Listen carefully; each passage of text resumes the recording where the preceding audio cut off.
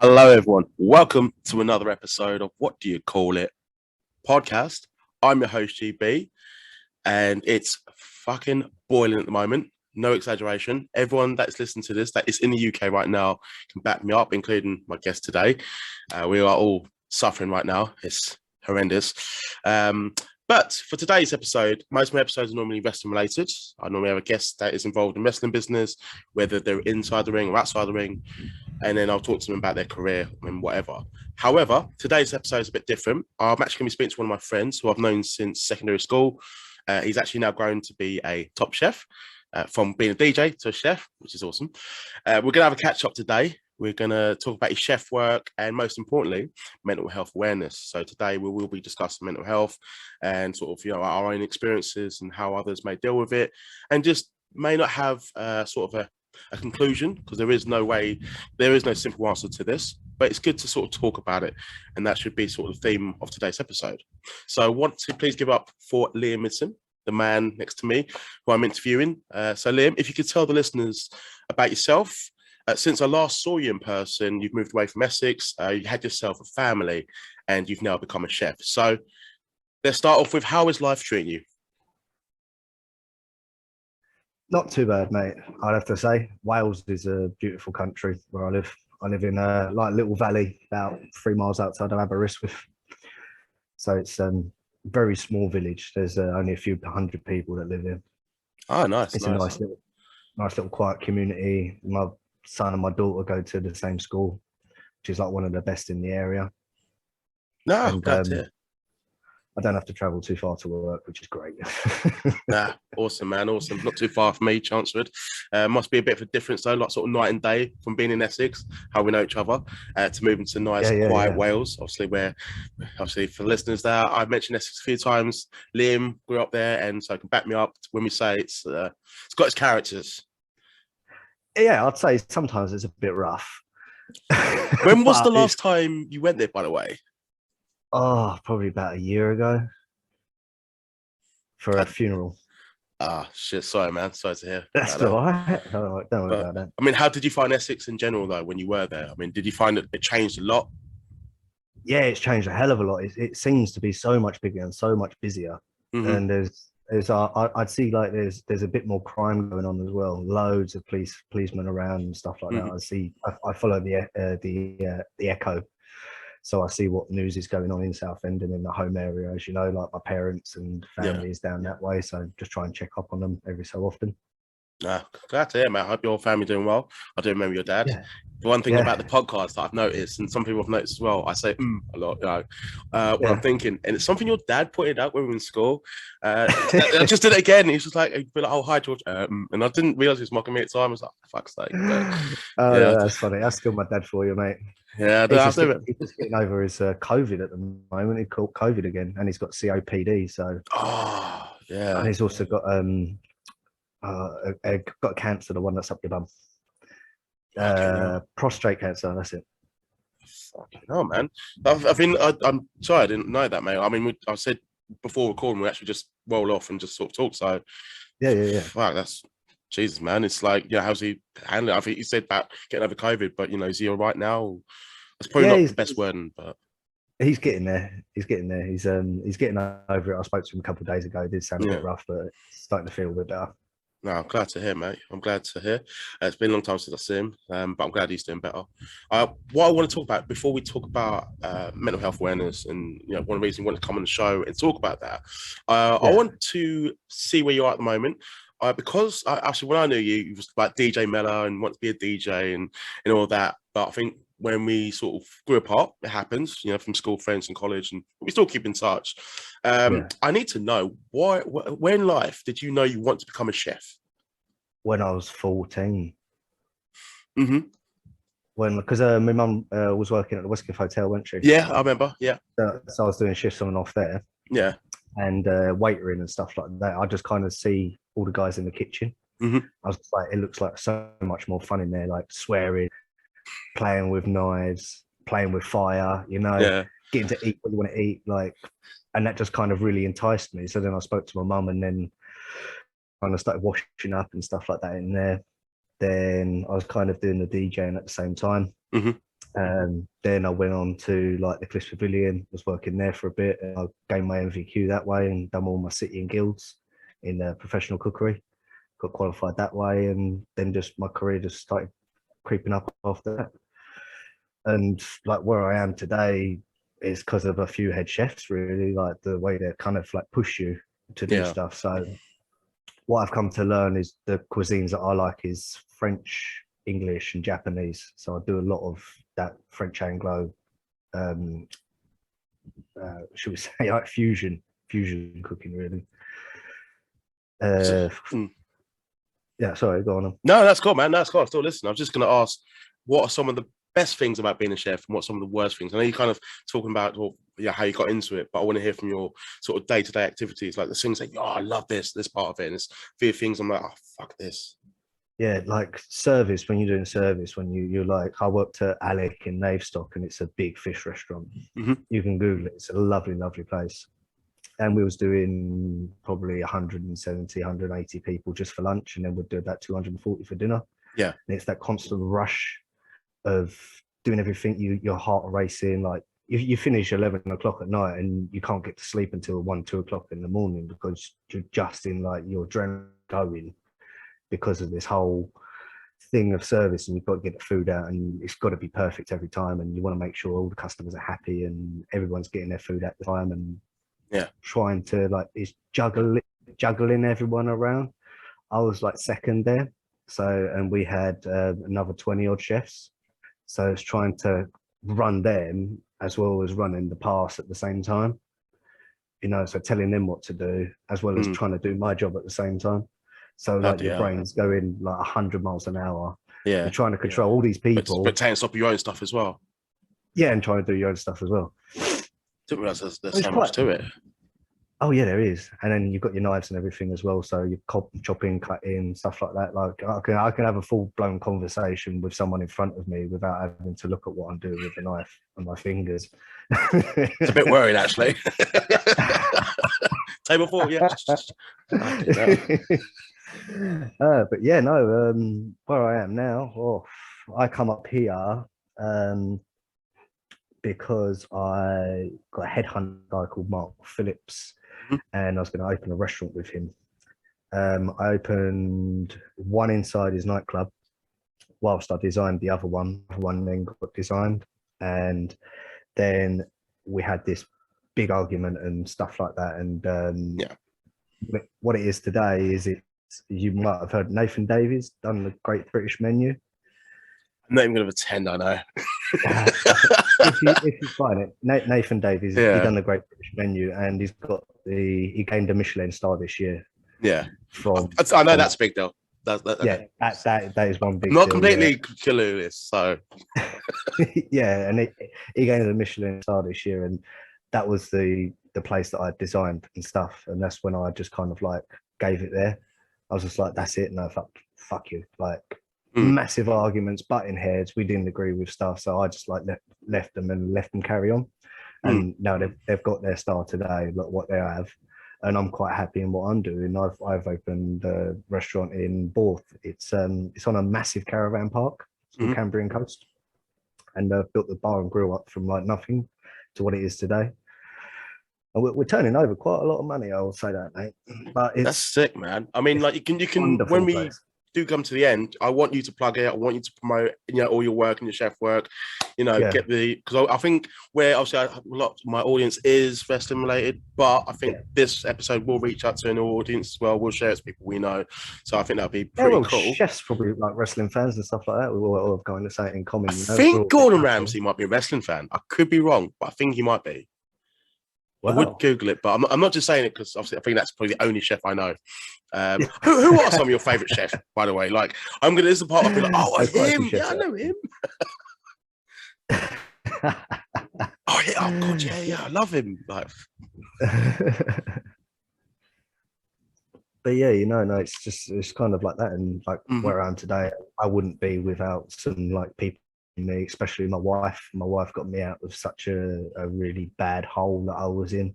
because of my previous relationship that I had. I got 2 other girls from a previous ex-partner. Yeah.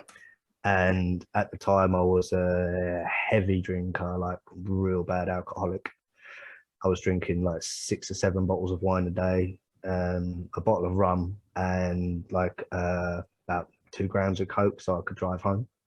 Fucking hell. And that was every day. And on my bedside, I'd have a bottle of rum. So when I wake up in the morning, I have to drink that so I didn't shake, so I can straighten myself out. So like literally like wake up, drink, balancing yourself out with something that's still bad, but just that's it. fast. Like serious bad alcoholic, major cocaine addict, drug addict. I was on speed, cocaine. Like what I could sniff was what I could get hold of.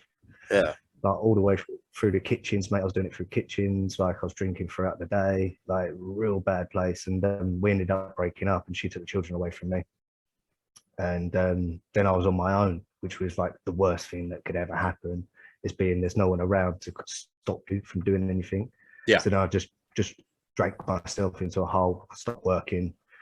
I had like $3,000 in the bank, and I was just like, well, fuck this shit. I'm gonna just have a bit of fun. And that was literally what I did. Is I just used it as fun money, like what I'd saved up, and just spunked all the money on drugs and alcohol within like a month's period. No, I mean, like, you know, for you to open up for me, I mean, when did you realize I need to turn this around, or otherwise it's not going to end well for me? Well, it was my dad. He drove to my flat. I had my friends turn up at my flat, banging on my door. Like they hadn't seen me in like a week. Yeah. I hadn't been answering the phone. So I opened the door, and they're just like, what's going on? I just see bottles and everything everywhere. And what I was very grey, like bags under my eyes where I'm not sleeping and stuff like that. So yeah, they was just worried about me, kind of done like an intervening, like, we need to talk to you, sort this kind of stuff out. And then my mate was like, well, come work for me. And we went to a place, you know, the Sunrooms is now Annie's attic, isn't it? So we worked there for a little bit, and he said, get on Tinder, mate. So I was like, okay. So I was on Tinder and searching through, and I had this woman message me. And so we met at Annie's, had a few drinks and that at the party, went back to mine, slept off. I took her out for breakfast the next morning, sent her in a taxi back home, and that was it. And then we just kept in contact, and I ended up marrying her, and we're happily married with 2 other children, you know? Tinder story. That involves Tinder Sunrooms. That will go over a lot of people's heads, but people that know us, like, we'll get that joke. That will get that straight away. I mean, it's not really a joke, but God, that's a good time for Sunrooms, man. I want to go back to what you're saying, because it does relate to. I mean, if I correct me if I'm wrong, but when you were going for that period of time, when you're in dark period, drinking, drugs, and I don't care, you know, I've basically lost everything. Was there a cause for this, or was it just sort of over time, it just gradually happened without you realizing, oh shit, I'm in this, you know, this hole now? Yeah, it just all of a sudden it just hit me, like, what the hell was going on? Like, why am I? Because I couldn't suffer a hangover, because the amount you're drinking, you could really put yourself in like a bad situation. Yeah, because you're so heavily drinking. Like if you just like went cold turkey, you could like end up in hospital quite badly. Yes, I've had that's happened a lot. So you have to kind of wean yourself off of it and gently drink yourself out of the situation, which is like another way, because you drink yourself in, but you've got to drink yourself out. It's so hard to explain. It doesn't make sense, but it does. I know what you're talking about. Yeah. It's like heroin addicts. So you can't hit them cold turkey because they can die. Yeah. You know, it's stuff like that. And yeah, so I met my wife. I was running a restaurant at the time. It's 13 Fusion in Rayleigh. It was doing like Chinese and French food, lots of fish, lots of meat on them, and lobsters and stuff like that, all fresh fruit and vegetables. But yeah, and she just come into my work, and I was like, oh, how you doing, blah, blah, blah. And we was having lots of fun. And I took her away on holiday, and it just kind of all kicked off from there. And then she kind of got me sorted. Yeah. Just calmed me down on my alcohol.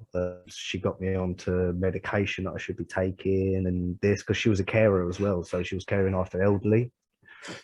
But she could actually, like, you kind of know how to sort of cater towards you in a way, you know, that you're vulnerable. Yeah, like today, I have a pack, like it's Monday to Sunday, and it's morning, noon, evening, and night, and she does all my pills for me. So in the morning, I can take my morning lot of pills, and then afternoon, I'll take my pack with me to work. So it's just one day. So then I'll take my pills while I'm at work. You're He does all that submitting, for aren't me. you? Didn't think I'd see this side of Liam. Fucking hell. Oh mate, I'm a daddy. I love my wife. And because I'm happy to hear that, man. I've seen your social media and just I'm like DJ Bella. I mean, like I did know you had like an interest in cooking and stuff, but I didn't realize it grow into this. And I'm happy for you, man. I generally am. Like I do remember the DJ Melon. Shout out to your old MySpace logo who did that for me. Oh Yeah. man, I think I've still got it somewhere. If I can find it, CB Productions, mate. oh my god, something like that. Fucking hell. Good up MySpace. Those were some good times, man.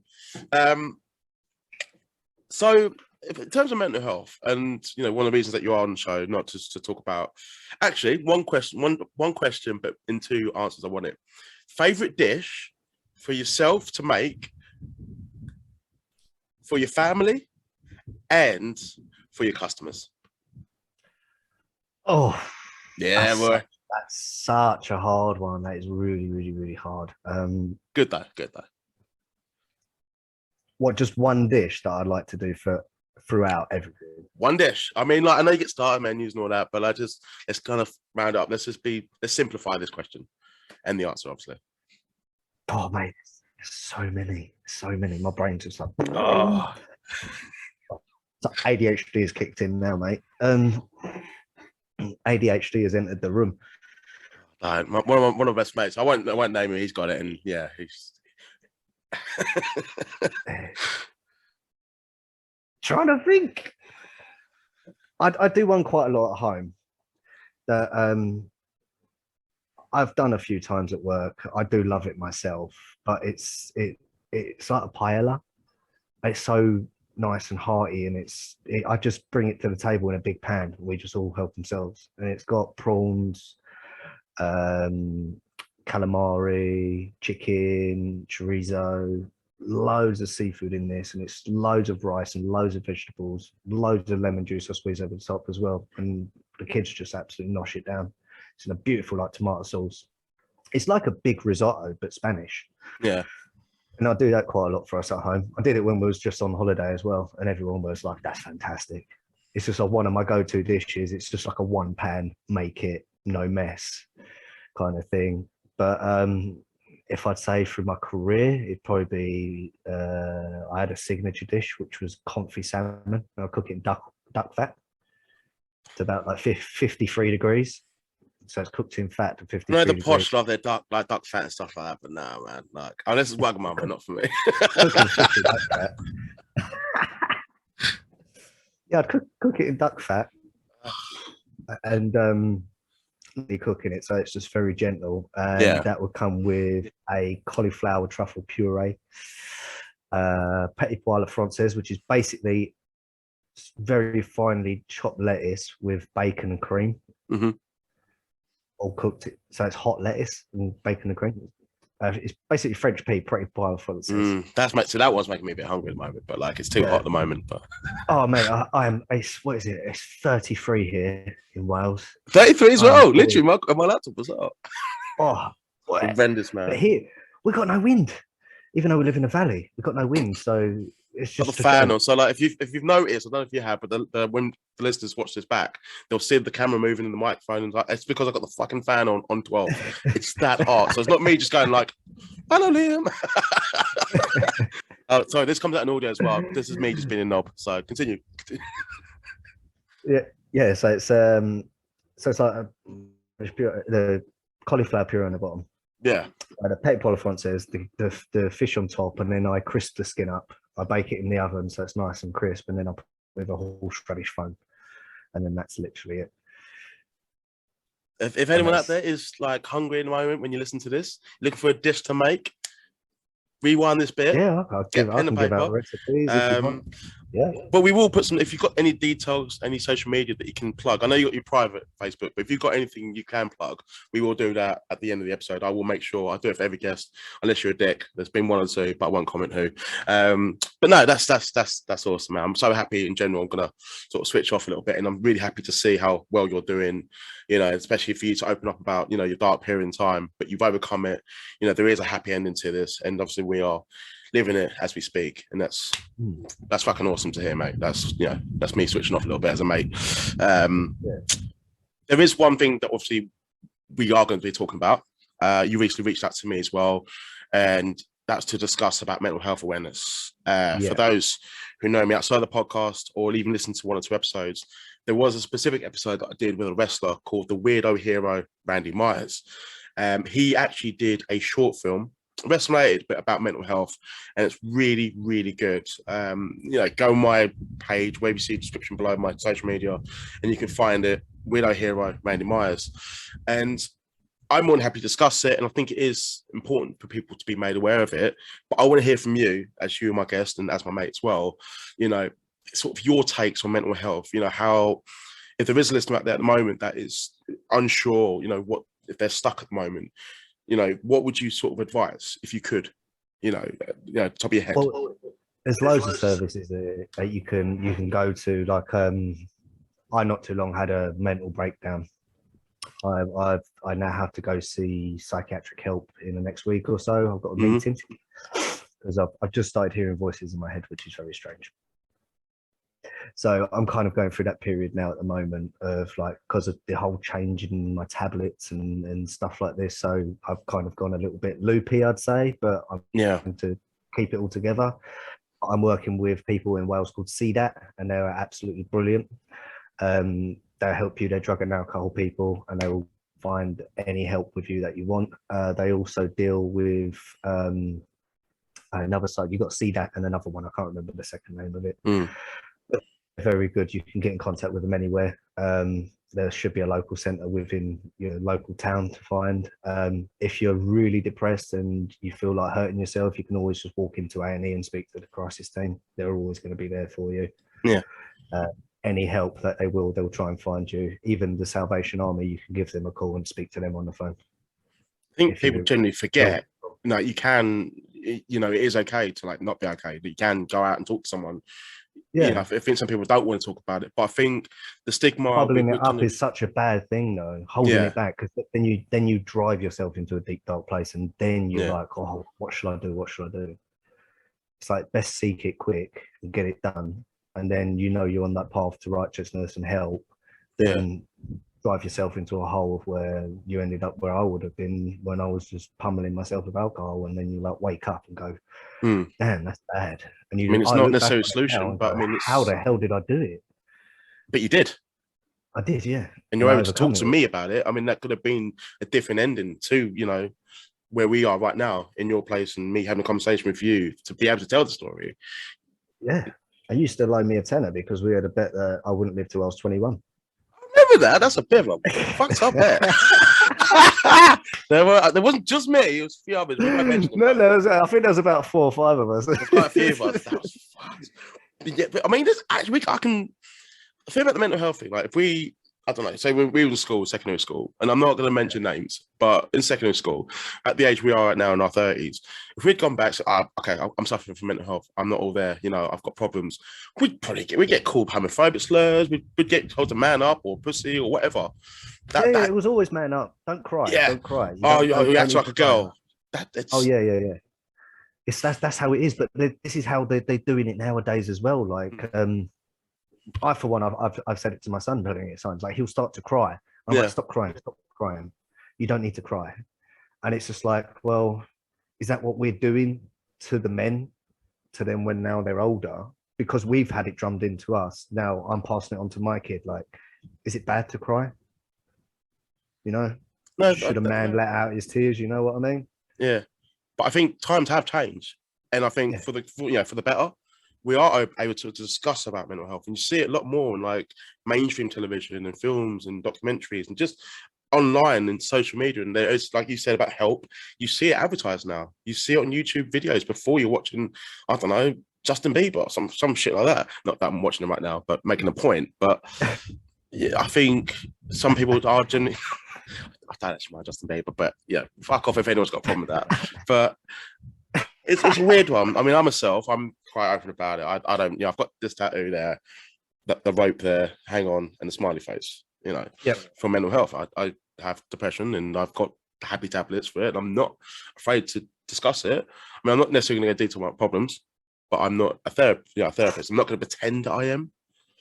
But I think I want people to sort of come away from just listening to this segment of this interview thinking, I mean, if he's making, kind of overcome his problems and be that open about it, so, why can't I?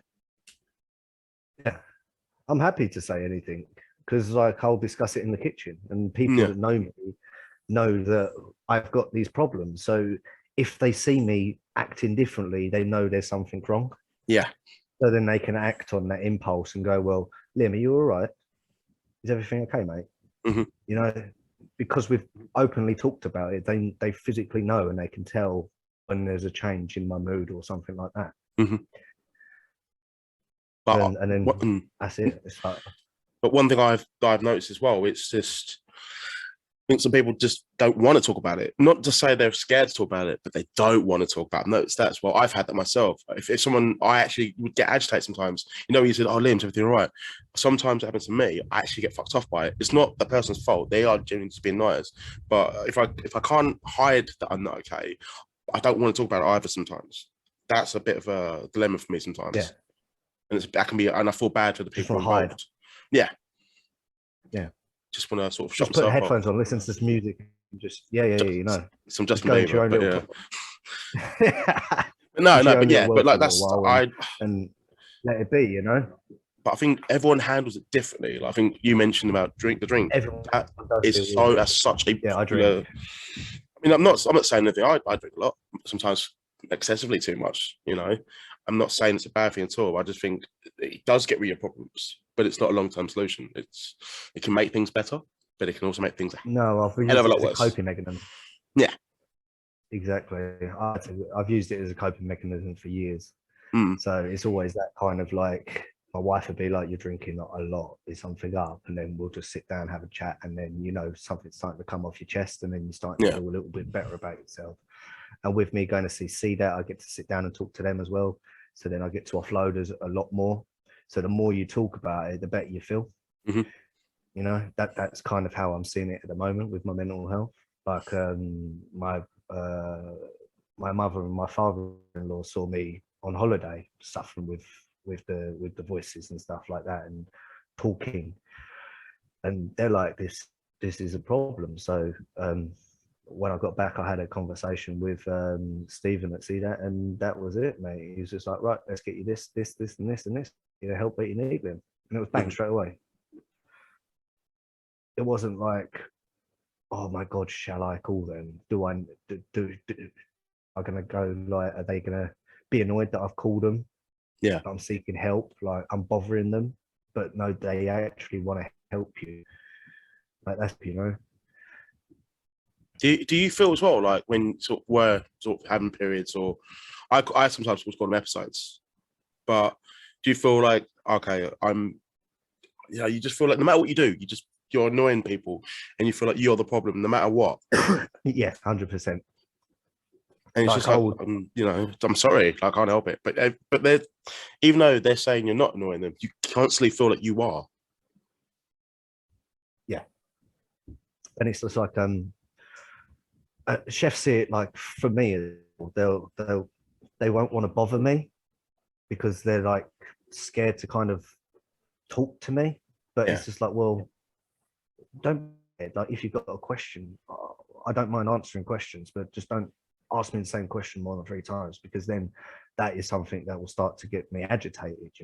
Feels patronizing. Then I'll start to, my brain will go a bit, yeah. It's like, oh, well, I've told you 3 times, like, please don't ask again. And then they'll ask 3 or 4 more times, and then it's just like, well, like, I'll start to get agitated and a bit angry and stuff like that. And then it's just like, well, right, I've got to calm myself down. So I'll walk away from the situation, calm myself down, come back. Right, this is it. This is how it's done. Like, just stick to this, and then there's going to be no other problems about it. I mean, that's a good way of putting it. I think sometimes with me, I just feel like I've got good friends, I've got good family. Yeah, things have happened in my life, but I just feel like, it's just being a burden. It's like, I'm sorry, Much. Yeah, it's just like, I don't mean to feel this way. That's I get frustrated that I feel this way, and if I could change it, I fucking would love to stop feeling like this. It just so frustrating. And there is no So what tablets you take? Oh, I forgot they're called, man. I've been on them so long. I'll be able to find them when I come off this, but it's just because I'm recording at the moment. They're like somewhere in my drawer. I've been on for like quite a while, but they do help. Like, I'm not like, I mean, to be fair, I mean, if I had to sort of discuss now, I won't go into too much detail, but I like to feel I'm in a good place, you know, can't complain. Like, will I fall down again? Feeling good, feeling happy. Yeah. I mean, will I fall down again? We'll have ups and downs, mate. Exactly. That's it, man.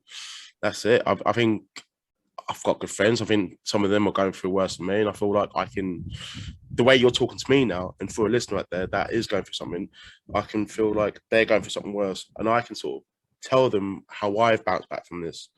Yeah. And just, you know, give them advice myself. But I think therapy can really help a lot of people. Not everyone that I know has helped, but we're all different up here. We are. Yeah. We're all a bit loony in our own way, aren't we? Yeah, man. We had a lot of loony times back in the day. we find out on YouTube. Oh my God, there's a video on his account of me doing a roly-poly by where is it? I think it's near like the Essex courtroom. Victoria Centre or something. Yeah, something like that. Yeah. Oh, do you know what? I'll put it in the description. Feel free to watch. Like, also mentioned in the video, me doing a roly-poly when I was, I think I was 14 or 15, wearing a tracksuit. We were just messing around, Adidas blue tracksuit, mate. That's and all you hear is you in your high-pitched voice, and me going, and you're going, he's going to do the roly-poly. Oh, that was a funny day. That was a summer's day as well. We're all busting tracksuits. Mate, I miss tracksuits, man. Joe, I love them. Back in fashion. They are. Yeah. We were with the chav culture. Now, like, being a chav is cool. Yeah, I don't understand that. It was like either grunge or chav. So you just kind of met in the middle. Like we had grungy friends, chavvy friends. I went through the fucking rock stage. You went through the rock stage as well. The trendy stage. Remember that? Like yeah, boy. Yeah, having to wear everything like Sergio Tacchini. Oh my God, Cabrini. The little Cabrini, the little Nike backpack. We had to wear them. Everything we're describing right now, there's probably in the clear out in JD Sports right now. Yeah, on the reduced section in TK Maxx. Oh my fucking God, man! I think there must be some old photos of us, man. I mean, I still speak to a couple of people from school and stuff. I've had Shane on here before. Obviously, Shane's like still one of my best mates. Love him to bits. He hasn't changed, but he's doing really well. And he's Shane.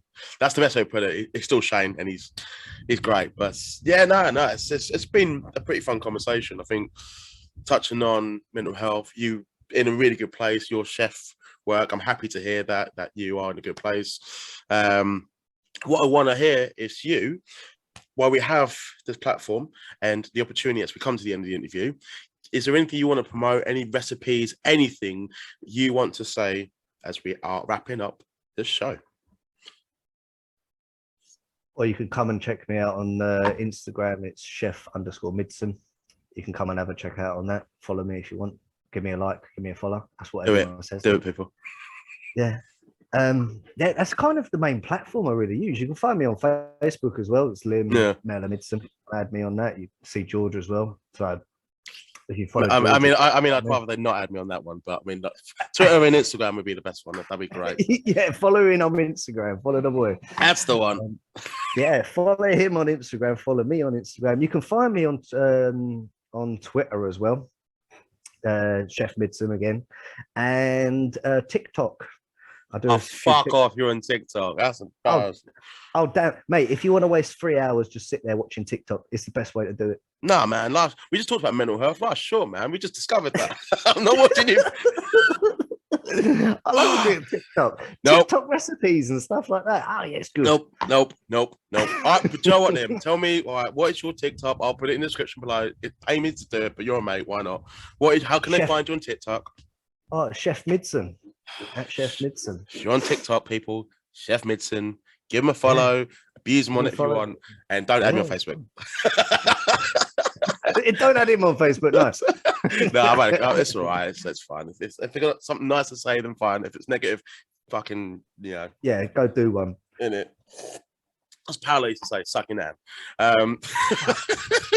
Oh my God. That was literally, anyone from secondary school will get the joke. Anyone else will just think I'm being rude. But anyway, Liam, thank you for before I never said that on the podcast ever. Liam, thank you for coming on. Been an absolute laugh. No problem, everyone mate. that has listened to this episode. Been different, but it's been good. I like to not just be wrestling obsessed. There's been football talk as well in the previous podcast and movies and MMA. But this one, mental health, chef work, and a genuine catch up with a mate who I'm happy to see is smashing it. So if you can like, subscribe, share, do what you can for this content on this channel, please do so now. It'll be much appreciated so I can continue the show and I can go forward and get bigger and better. But for now, everyone, hopefully it gets colder because it's fucking sweating. You can see right here and the fan, it won't be so. But to everyone, enjoy the rest of your week and take care.